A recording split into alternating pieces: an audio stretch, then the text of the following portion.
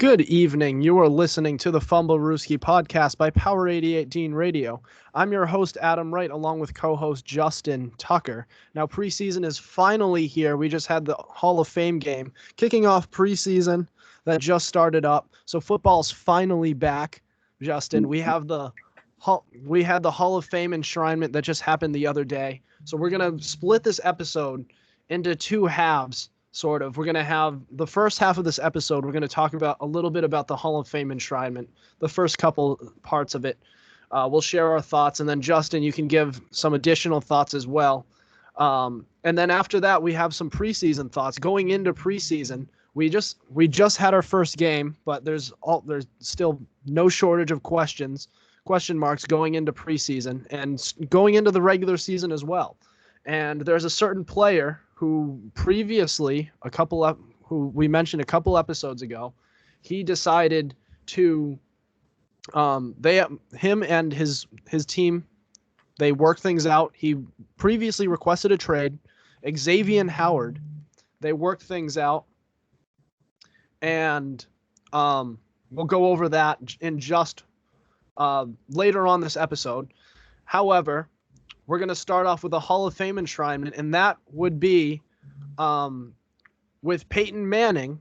So Tom Brady came to the Hall of Fame enshrinement to see Peyton Manning, and Peyton Manning, during his speech, he took a friendly shot at Brady during his speech. He says, by the time Brady is inducted in 2035, he'll only have enough time to make an Instagram post about it.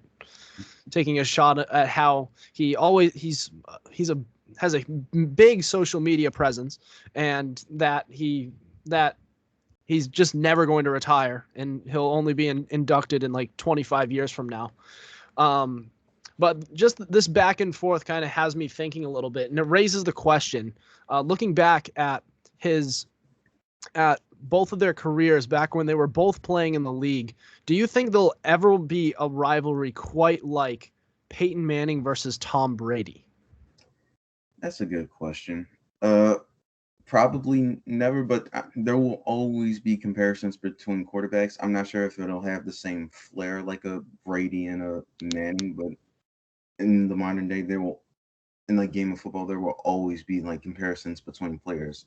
Montana, you have Marino. You had Peyton. Patrick Mahomes, you have everybody else. Like, this is just another thing. And so sooner or later, I believe there will be another person to challenge Patrick Mahomes for that spot. But until then, that remains to be seen. I don't think there will be another one yet until the quarterbacks that are in the league prove themselves a little bit more. Patrick Mahomes already has a Super Bowl ring, and we already know his talent. So it's like Patrick Mahomes is tier 1, everybody else is like tier 1A and below. So it's just a matter of time before we get that other quarterback to compare him to. So here you have two who are widely considered couple of the greatest quarterbacks to ever live, in Peyton Manning and Tom Brady. A lot of people have those guys 1 and 2 in their personal rankings, and they played in the same era. Now, if it weren't for Tom Brady playing as long as he has been, then they'd be basically their playing careers basically started, and Tom Brady, if he were a normal person, would have ended around the same time. Now, I don't think we understand how lucky we were to get a rivalry like this for two of the greatest quarterbacks of all time to play so often against each other. All right. They played against each other about, 17 times? Yeah. Brady, and they were, a lot of them were playoff games. About 5 of them were playoff games. And now the regular season was very one-sided, but during the postseason, Tom Brady is 2-3 against Peyton Manning. Peyton Manning 3-2. But it was basically whoever was at home would win. That was the split. And they were some of the best postseason games you would ever see. So the fact that we got what we have is, we're not going to realize how lucky we had it with these two until they're both gone. Now, Tom Brady's still in the league, and for the rivalries, name a rivalry right now that's anywhere close to it. That's going on right now. Steelers and Ravens. No, like between quarterbacks. Oh, Can you? I can't really. Oh, that's nah. I don't really think there's like one that compares to that. I mean, what could we think of? I mean, the issue with Mahomes and Rodgers is that they never played against each other. Nope. Mahomes, And if they have, I don't believe. And if they have, they haven't played enough against each other to call it a quarterback rivalry. Maybe Mahomes Jackson, but that's not. That's kind of one side. It's a little bit one sided. So it's, I mean, in the regular season, it was pretty one sided as it was with Brady Manning, but I mean, time will tell. There's a lot of good young quarterbacks in this league. Maybe some of them rise up and they face each other. Maybe Desean Watson gets traded to the Denver Broncos, and next thing you know, you have Mahomes Watson every single year, twice a year. Now that's a quarterback rivalry. That'd be an interesting one. But my problem with that, they were up 24-0 against them in the divisional round 2 years ago, and they still found a way to lose. That's my issue with Desean Watson and Patrick Mahomes. They were up 24-0, lost 51-31. I can't explain how that happened. I can't either. Do you think that has to do with coaching, the roster around them? I mean, Mahomes, but let's not kid ourselves. Mahomes has a better roster around him than Desean Watson is. Not to say that Desean Watson is. I'm not trying to say Desean Watson is better than Patrick Mahomes, but the roster was superior in a way. But again, he still had 24-0. 24-0. You gain a lead like that, and you somehow blow it away in that amount of time. It's not as bad as the 28-3 lead, but I mean, it's pretty close because it was almost effortless by the Chiefs. It didn't happen in a championship game. That's the only reason I'm not as pissed off about it. For the Patriots, it took every inch of effort. It took every bit of effort that year. For the Chiefs, the lead was almost gone by halftime. It was just that bad. Like, wow. I remember sitting there in a Buffalo Wild Wings watching with some of my buddies, and we were just watching, and I was just thinking about how, holy crap, this Chiefs team is about to get eliminated. They're up 24-0. And the game just started. The lead could get bigger. And next thing you know, we're driving home from the Wild Wings, listening to it on the radio, and we're just hearing the Chiefs score drive after drive after drive. Next thing you know, it's almost halftime and they're barely up. It was incredible. I believe they won that game by double digits. Yep. But anyways, I think that could be the closest thing. That could end up being the closest thing. Two very young quarterbacks. If they wind up in the same division, they wind up facing each other a lot. They face each other a lot in the playoffs. That's a quarterback rivalry. That could come close. It depends on what team Desean Watson goes to, because if he stays in Houston, they're not going to be competitive enough for it to be a rivalry. And if he goes to another team, will they have enough pieces around him after the trade? Well, they'll be competitive with Mahomes. So it's like, as much as I want to say Lamar, I kind of do want to say Deshaun as well. But it's like, I don't think he'll have the pieces. Yeah, we'll have to see what happens. I mean, if he gets traded to Deshaun, or if he gets traded to the Denver Broncos, that's a team with a lot of talent around them. Mm-hmm. That's a team where I think they could easily contend, and rival the Kansas City Chiefs. Division rivals, a quarterback rivalry. That's football right there. That's a game that's where I would circle on the calendar and say, that's a game I want to see. That's a game I want to see. But anyways, time will tell. Kind of like how time won't tell with this other wide receiver who ended his career early. He was also inducted into the Hall of Fame. Mm-hmm. The third youngest, one of the youngest players ever to be inducted in the Hall of Fame. We'll talk about him a little bit in depth next. You're listening to the Fumblerooski podcast.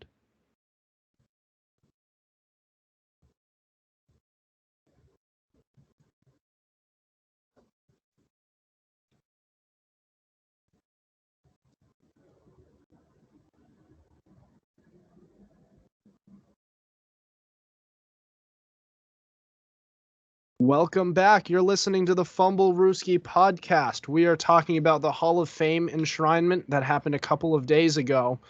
And we talked about Peyton Manning, one legend, and we're going to go over to one guy who happens to be the third youngest player to ever be inducted into the Hall of Fame. Former Detroit wide receiver Calvin Johnson, third youngest ever to be inducted. He retired at the age of 30. So this raises the question, and this has been a question that's been asked a lot, but I'm going to revisit it. Should Calvin Johnson have played longer? That's a tough question. At the end of the day, that's only a question Calvin can answer. I would want to see him play longer, but if he decided my body is at a point where it's been beaten to like I can't keep going through this, then yeah, I think it's time to retire. Now, granted, if he was willing to go through it, if he had a chance to win a Super Bowl, then I'm like, yeah, I think he'll be like, all right, I feel like we can win a Super Bowl. But the fact that it's Detroit, they're not going anywhere, it's like, I already have the numbers necessary to be in the Hall of Fame. And I think it was just a matter of how he was feeling, and he just had enough at the time and just wanted to move on. He couldn't leave the team, so he's just like, since they won't let me go no matter what, I might as well just retire. So the thing with Calvin Johnson is the year he retired in 2015, he had 1,200 yards.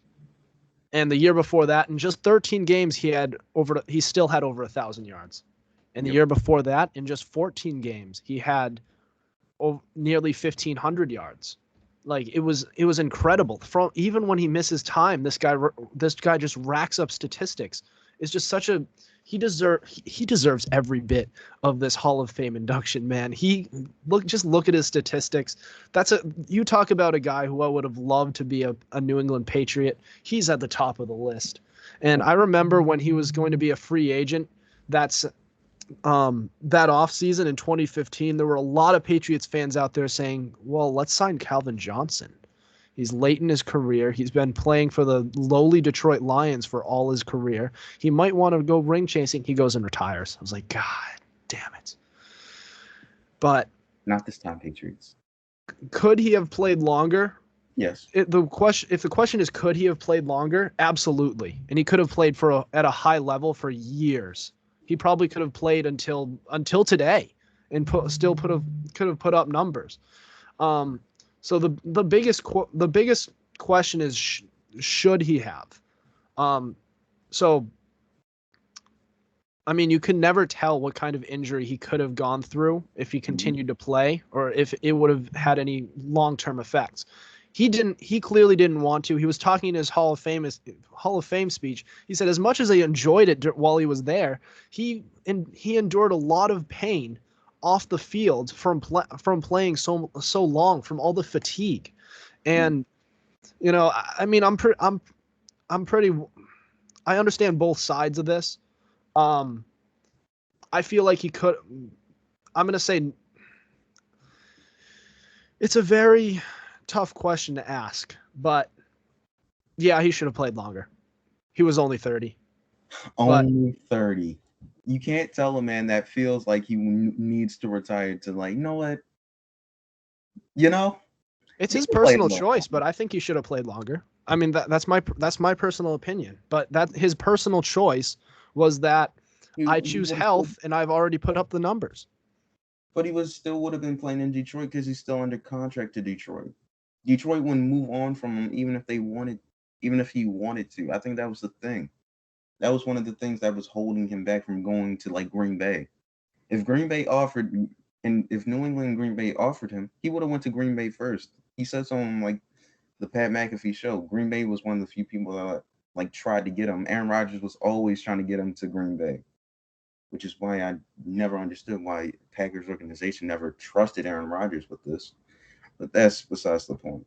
And if he found a way to get to Green Bay, he would have added to his legiondary resume. That team would have won more Super Bowls. They would have won a Super Bowl. Super Bowl? They would have won a couple. I guarantee one. Because I'm 2. You guarantee 2? 3, 4, 5. Not one, not two, not not three, 3, not not four, 4, not not five, 5, not not 6. six.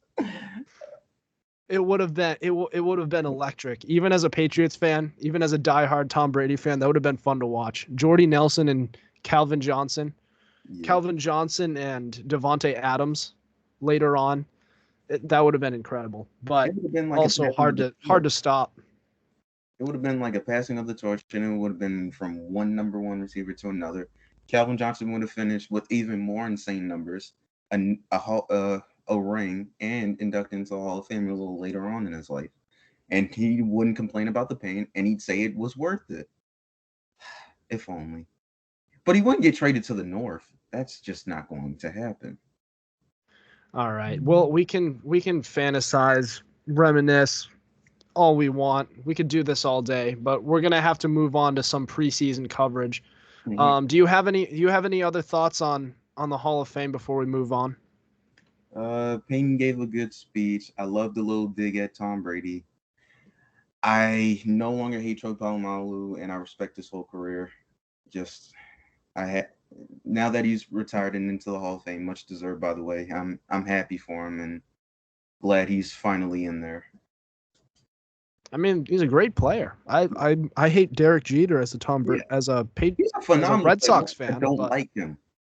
He was a Steelers phenomenal player. That's why I don't like him. But I always had the respect for him. Yeah, of course. So I mean, as long as they were nice guys, Antonio Brown is great, but I don't respect him. He's a clown. And same with Ben Roethlisberger.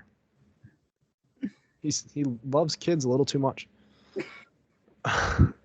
Anyways, Okay. We're gonna go on to some preseason coverage.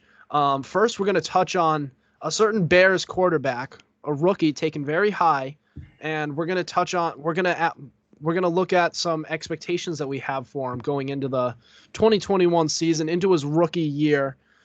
That'll be up next. You're listening to the Fumblerooski podcast.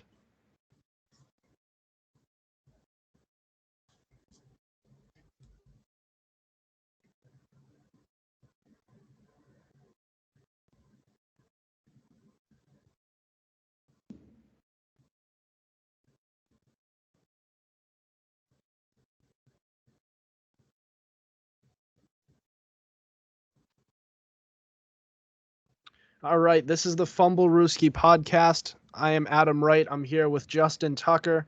We've been talking some football today on this fine evening, and we're talking a little bit of preseason football, and we're going to talk about Justin Fields, who has been impressing so far in training camp, and we're going into preseason, and we still don't know whether or not he'll be the Week 1 starter.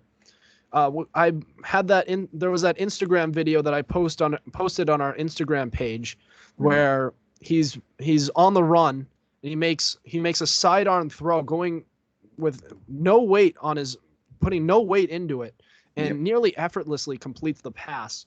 Now, the question is, Justin, do you think that Justin Fields should be the starter in Week 1? First things first. I mean, look at the name. You already knew he was going to be phenomenal with just the first name, Justin. That screams phenomenal right there. But as far as should he start, I don't think he should start immediately Week 1. I think it all depends on what you see in preseason and what you like about it. If you think he plays good enough during preseason where you're like, I see it already, then yeah, you should throw him out there to see what he's got. If you don't like what you see and he's making erratic throws every now and then and he's not moving the ball the way you like, then yeah, I believe you have to sit him. It's just a matter of what you like to see in preseason. And he has 3 games to figure it out. So Justin Fields, yeah, he's looked good so far in training camp. Mm-hmm. We've seen some nice clips of him making these crazy throws and making all of these plays, and he has the roster around him to succeed this year. The big question with him is, we need to see him during preseason. And even after that, I still would not be opposed to the idea of him sitting out the first few weeks just to learn the offense and sort of continue to be groomed under this professional staff until he's ready. This is the franchise guy we're talking about. I've been talking all off season before this draft how the Bears are a quarterback away from being in contention, and now they have him. And they've all while managing to retain Allen Robinson for a year. So this is the year where you figure things out. You figure out where you are with this quarterback. This is a big deal for them. So they need to treat it that way. And if he's not ready, or if he is ready and they just want to take a precaution, I am not opposed to that. I think if they want to start Dalton a few weeks, I feel like Andy Dalton has a similar play style, maybe not quite as mobile, but he can fit that offense fairly similar to Justin Fields, and he could learn under a veteran like him, and I think that would be very beneficial to him. I think I'm not opposed to it. If he's ready, and they want to do it, let's see what he's got. But just be careful not to ruin this guy because he is your franchise guy. Yeah, of course. And if Andy Dalton can't do the trick, there's always a big something Nick over there to do the trick. So you have two backup quarterbacks that you can see run the offense instead of Justin Fields until you feel like, all right, I believe he has this offense down pat. I believe he can get it to my number 1 through 4 receivers just fine. I believe he can orchestrate the offense and do it at a high level. And yeah, you don't want to ruin him, so I don't think they'll throw him out week 1. But I think over the season they'll look at him and be like, yeah, I think it's time that we started him. Let's see what he's got. Yeah, we'll see what he's got. Again, time will tell with this quarterback. He's a good young player. He seems to have a good head on his shoulders. He's looked good in camp. We'll see what happens. It'll time will tell, and we'll see what we can expect from this kid. Speaking of expectations, we have a certain star player coming off an injury for the Giants, a certain running back who has made a big step towards his comeback from his ACL tear. We'll get more into that next. You're listening to the Fumblerooski podcast.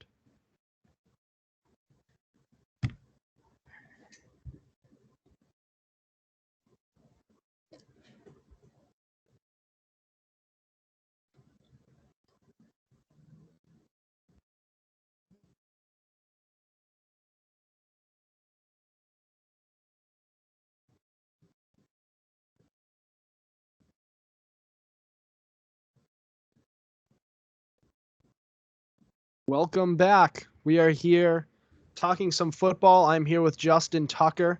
We're going into Saquon Barkley, who tore his ACL back in the beginning of the 2020 season, and he's been recovering for it since. And there's been a lot of noise from Saquon's camp saying that, and trainers saying that there's a possibility that he could miss some time during the regular season as well.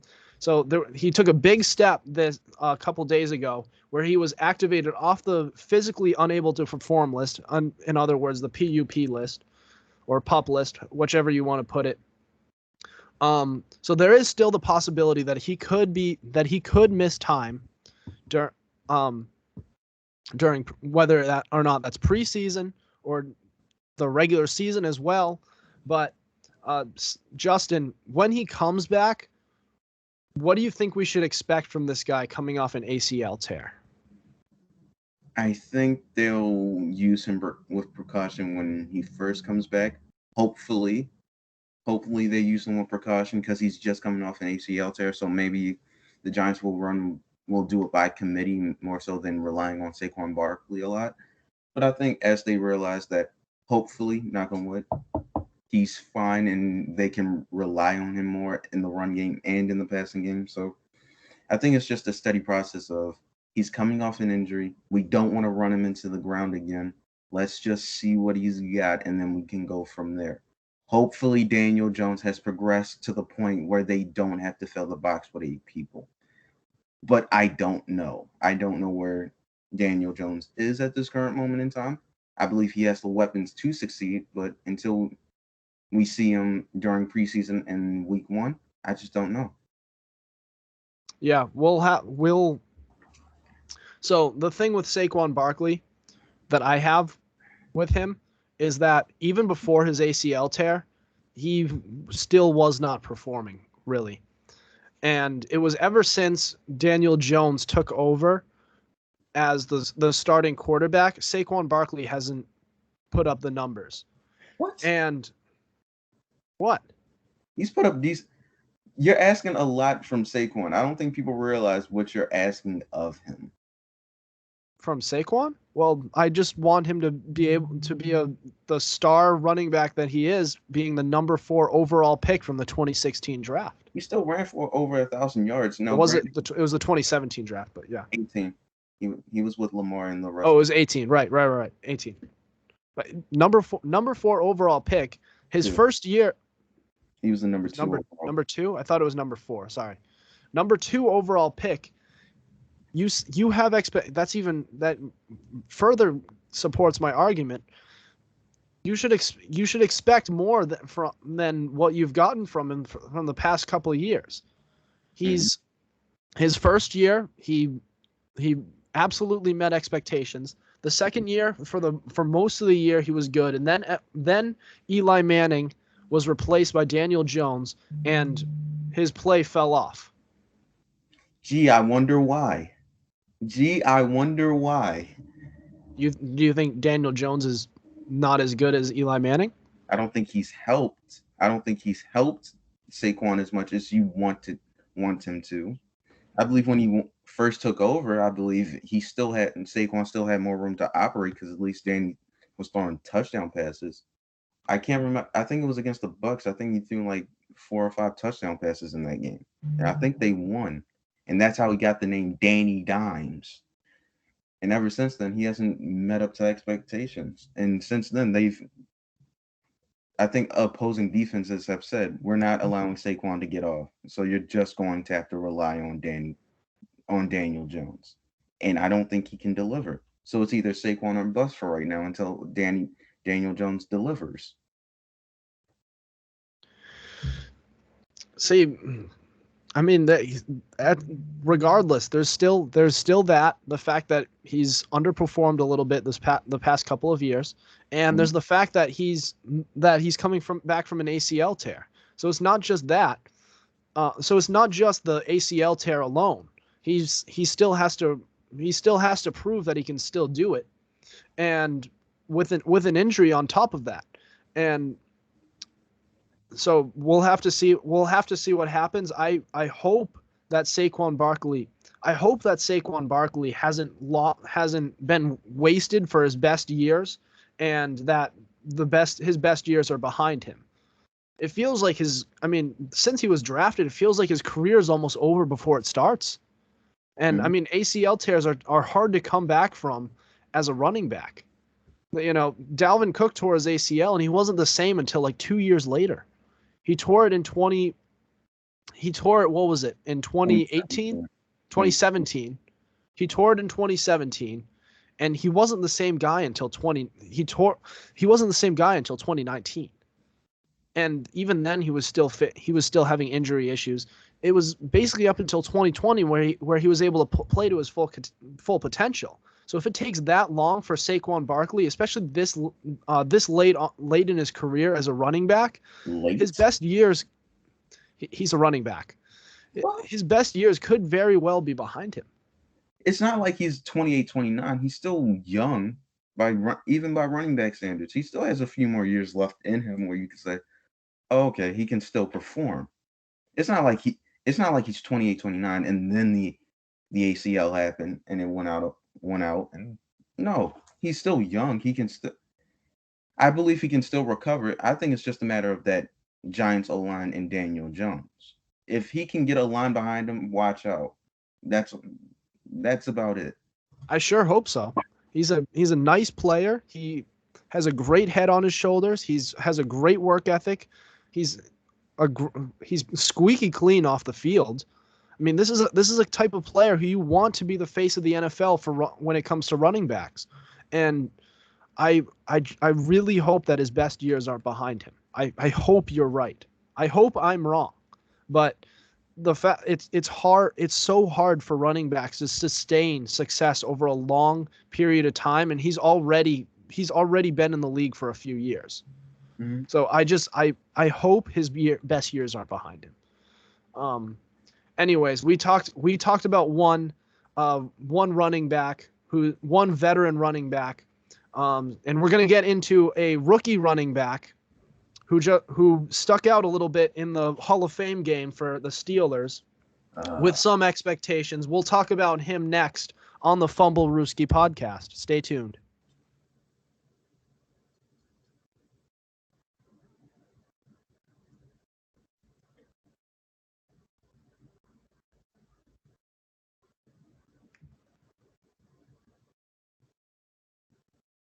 Welcome back. You're listening to the Fumblerooski podcast. We've been talking some preseason, and we have this one running back for the Pittsburgh Steelers, who was just drafted in the first round. His name is Naji Harris. He had the second most carries in the Hall of Fame game. He averaged 3.1 yards per carry, and he had a target in the passing game, so he had his fair share of usage. Now, there's a lot of rumors circulating around. Actually, there's a lot of expectations from staff that he will handle a workhorse job, and a workhorse role. Now, what do you think we can expect, Justin, from Naji Harris in his rookie season, playing in this in a large role, coming right out of college? Who cares?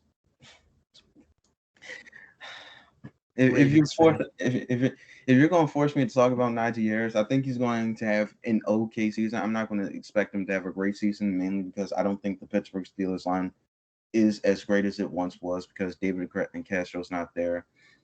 Villanueva's not there. As a matter of fact, he's in Baltimore. Marquise Pouncey's retired, so I believe their line isn't as good as it used to be.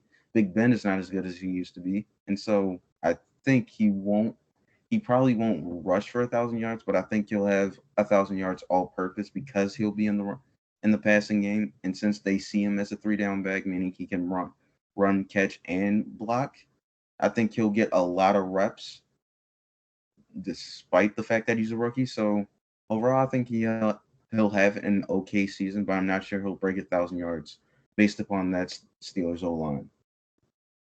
So you don't think he'll come in and immediately just light it up? Not in the North. Not in the North, no. Okay. Light it up somewhere else. I mean, there's plenty of teams where he can light it up against, but not against us. He has to face like the Ravens, the Browns 4 times, and then there's Cincinnati, who they apparently struggled with last year. So yeah. So yeah, you raise a good point with the fact that his offensive line is gone from last year. They've lost 3 of their 5 starters from last season, and I mean they replace them with some pieces, but they're all either first year guys or they're being moved in. They're players who are moving in to a different position. So the offensive line is a big question. Whether their pass protection is going to be a huge question mark. Their run protection could still be intact. The only issue is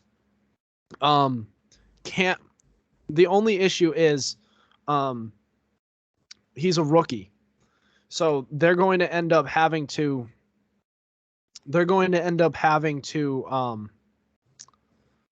play a very balanced attack to sort of compensate for the fact that their offensive line is a little bit in shambles. It's a big question mark.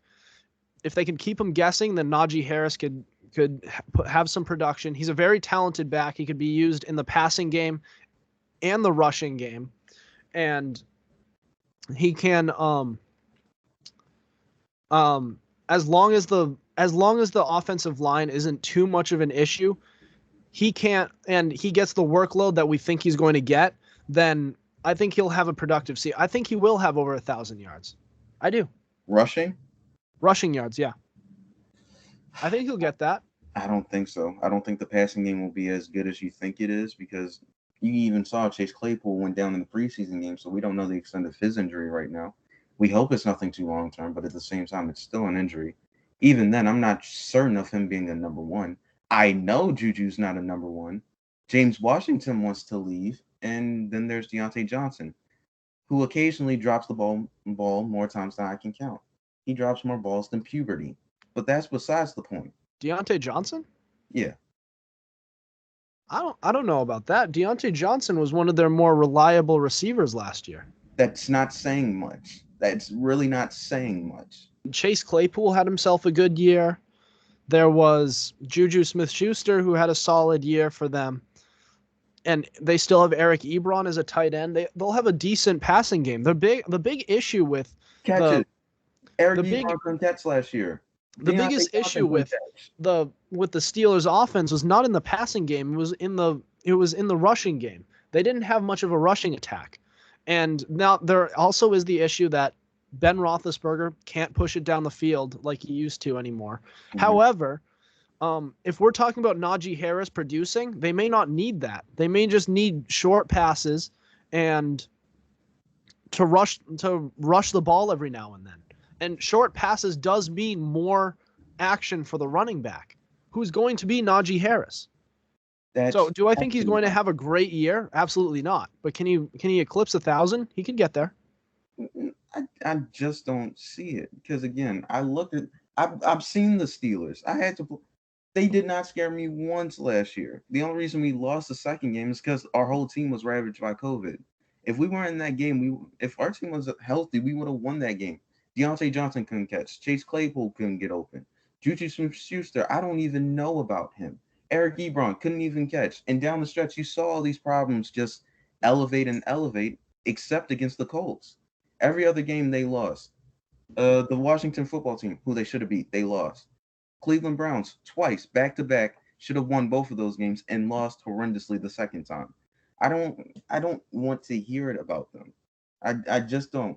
And the running game was horrendous last year. I don't think it'll get better this year because of the losses on the O-line, which means you're going to have to rely more on Big Ben passing-wise. And I don't feel safe relying on Big Ben passing-wise. I just don't see it. See, it's just going to have to be a balanced attack. It's just going to,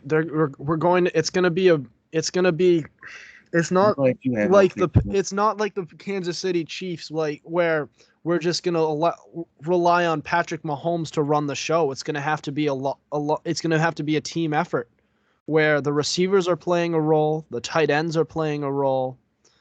The offensive line has to step up a little bit, I'll admit.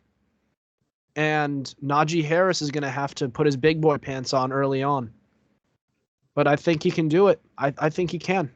And if he doesn't get 1,000, he could get 900, 850. I think he can do it. That is not, then he won't eclipse over 1,000. If you want to tell me he'll get 1,000 all purpose, I'm like, all right, I can see that. But no, I just don't see him getting it rushing because he has to face arguably 2 top 5 defenses 4 times. And if I look at their schedule, it's not looking too good either. So for right now, I just don't see it. Well, this will be, I guess, another time. We're gonna have to name this episode "Time Will Tell." You think so? Yeah, because it's preseason, and we don't know what all these people are until the regular season when they actually have real competition to go up against. All right, now we're gonna move on again, and next we'll discuss a certain Desean Watson, some more drama going on with him, as has been going on all offseason with this guy who's been good for us because he's given us more to talk about. There's more news on him. We'll discuss it next on the Fumblerooski podcast.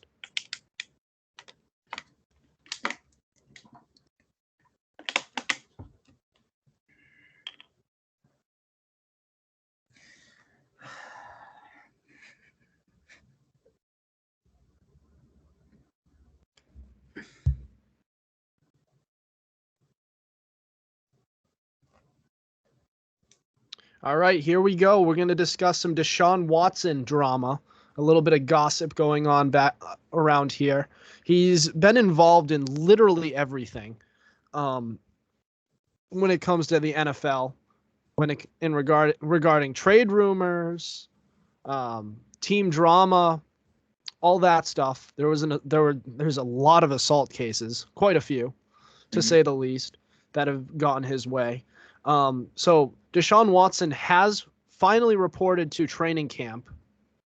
However, he also, according to reports, he's not going to travel with the team to Green Bay, meaning he won't be playing in their first preseason game. And so this has been a big question all offseason long, but we'll ask it now that the season's almost started.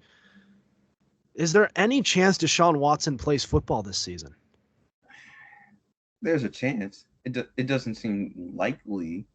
I want him to play, but the question is, where will he go is the main thing. Hopefully a team will trade for him, or he'll just suck it up and just do another season with Houston. But I just don't know at this point in time. It's a tough situation, especially with Desean, with all the things going on surrounding him. But I have heard that the Eagles want to trade for him. So it's just a matter of, will they trade for him or will they not? Or I don't know what they'll do. I'm not even sure that Desean Watson can even play right now. So it's only time will tell. Even if he did want to play, it will be up to the league. I mean, yeah, it would take all of the legal stuff that has gone on around his around the assault cases to clear up. Mm-hmm. I'm not saying whether or not any of that transpired or not, but he would have to be. It would take either that. It would take that, and he would have to be a little more competent with the team. He'd have to be a little more. He'd have to be more he'd have to work with them and be able to, in order to be able to play, regardless of whether he gets traded or not. Like you said, there's the Eagles that could trade for him, who don't seem to be completely sold on Jalen Hurts yet. There's also the Denver Broncos, who I mentioned earlier on. Mm-hmm. But either way, both sides need to work this out regardless if he's going to play this year. Because if they just continue to stand here with a stalemate, he may not play this season, and we may not see him again for at 2022 at the earliest. And I want to see this guy on the field, assuming that all the legal stuff is cleared. Yeah, assuming all the legal stuff is clear, I do want to see him on the field. It's just a matter of if he can get through those obstacles or allegations in the way. But I just don't know what team he'll play for. And I'm not sure if he'll go to a better or worse team. That's the issue. It's Doug. It's my dog, Golden Retriever. Golden Retriever, Yellow Lab mix. Anytime anybody comes by, he just starts. Whoa, whoa, whoa, whoa, whoa, whoa, whoa, whoa. Justin knows very well, don't you, Justin? I'm well aware. Doug likes me. Yeah, for those of you who could hear that was my dog, Doug. He's upstairs. I'm recording this in the basement. Anyways, I want to see this guy play, and it's going to take a lot of competence from both sides, for both sides to just listen and to work things out in order for him to play. But I mean, if he plays one of these preseason games, I think we could be a little more reassured that he'll play. If he doesn't, then I don't think there's a good chance he won't play this season. What do you think? The thing about preseason is some quarterbacks won't even play preseason. So it's just, I'm not even sure if that's a good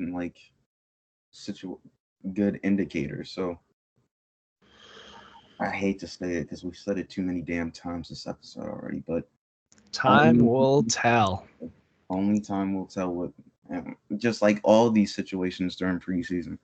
Hopefully he does get traded. He doesn't seem happy in Houston, but we'll wait and see. Absolutely. We're going to wait and see because you know why, Justin? You know why? Why?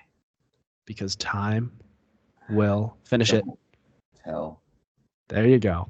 Time will tell. Anyways, time did tell with Xavien Howard.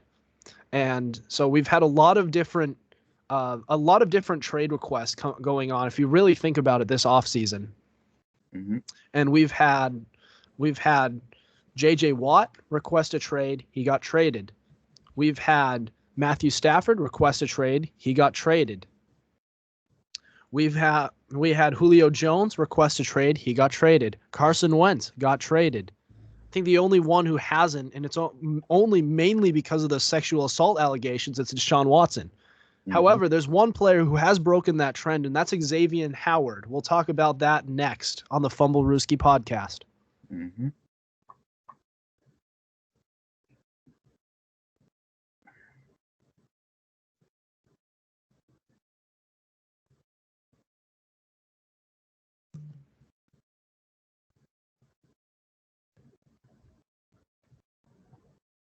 Welcome back to the Fumblerooski podcast. I'm Adam Wright with Justin Tucker. We're talking about Xavien Howard, who previously requested a trade, but both sides, the Dolphins and Xavien Howard's camp, they have worked it out, and his contract was restructured. He had the most. Now this is the most money added to any player's contract, with 4 years remaining left on the deal, and the question that I have is, do you think he deserves so much money to be added to his contract? I believe for what he's worth and what he's going to do, I believe he is worth it. He was a Defensive Player of the Year candidate last year with 10 interceptions. That means not only is he locking down the best receiver, he's giving your offense more chances to score points, which is a good thing for your rookie quarterback at the time. So I think he's valuable for both sides of the ball, if you see it from that perspective.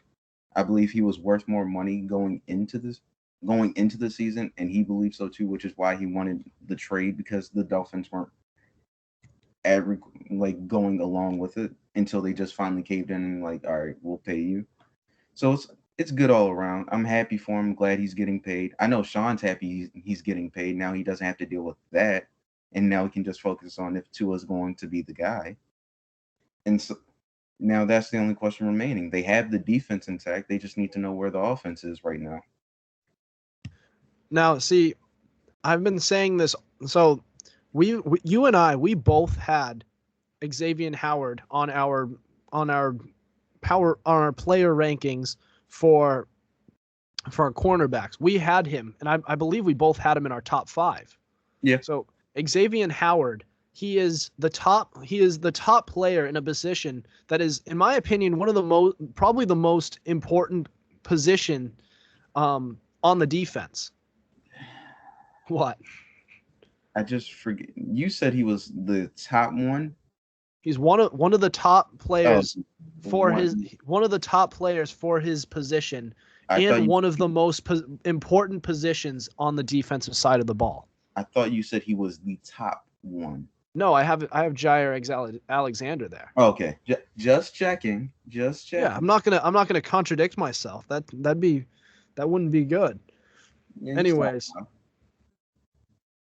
Anyways, we have so this guy, and when you look at this Dolphins team, they have talent everywhere now. And if their top corner decides to leave, then that becomes an issue, and this team just finally got into sort of the realm of contention where we can look at that team and say, if everything falls right, if Tua Tagovailoa is as good as we think he's going to be, and if this team pans out, they could be up there in the mix. If Xavien Howard leaves, then that secondary isn't quite as good anymore. I mean, Byron Jones is all right. He's not the player he used to be in Dallas when he was in Dallas. 5'2", 5 years, $82 million. That guy. I mean, if he pans out, then that'd be great. But anyways, we're talking about the other corner. Xavien Howard, he's such a big part of that defense, and he's the heart and soul of that defense. They needed him. So absolutely, he deserves the money, and he's like I said, he's one of the most important positions on the defense. In fact, probably the most, in my opinion, the most important position on the defense. So it is great that they were able to get this guy back. They needed him. Mm-hmm. I agree. Their defense certainly wouldn't have been as good, and it might have fell apart in some places without him and what he brings to the table. So yeah, I think it was necessary to pay him the amount of money he was asking for and making sure he's on that team for years to come. My only issue is this should have been resolved sooner rather than later with his original contract. Exactly. They should have worked on this much earlier, but at the same time, Xavien, buddy, if you had an issue with the contract that you just signed, like why didn't you just bring this up earlier on, like 2 minutes ago? Not in the middle of an off season 2 years in. I don't know. Anyways, do you have any other thoughts for this episode in regards to football before we wrap things up? I think we need to pay close attention to Michael Thomas down with the Saints. They're not looking happy with each other right now. I mean, he's gonna miss some time again, and yeah, it's upsetting. He's one of the better wide receivers. Yeah, there is. And I know I didn't have him on my rankings because of the injury, and obviously that aged very well, right? That's not sarcasm, by the way. I was right. I said that injury might be a problem going into the 2021 season. Mm-hmm. He was. Actually, did he make my top 10? I believe he did. Yeah. He made mine. I know that's for sure. And I don't know. I think if he was in the bottom half. It was a while ago, and I didn't really write it down, but I have him in that general vicinity. Anyways, but yeah, that'll do it for us tonight. Thank you for listening to us. Make sure you subscribe to our YouTube channel. Check us out on Spotify and Google Play. Also, be sure to follow our Instagram at Fumblerooski_podcast to keep up with our podcast and the latest coverage on the NFL. Otherwise, we will see you next week. Over and out.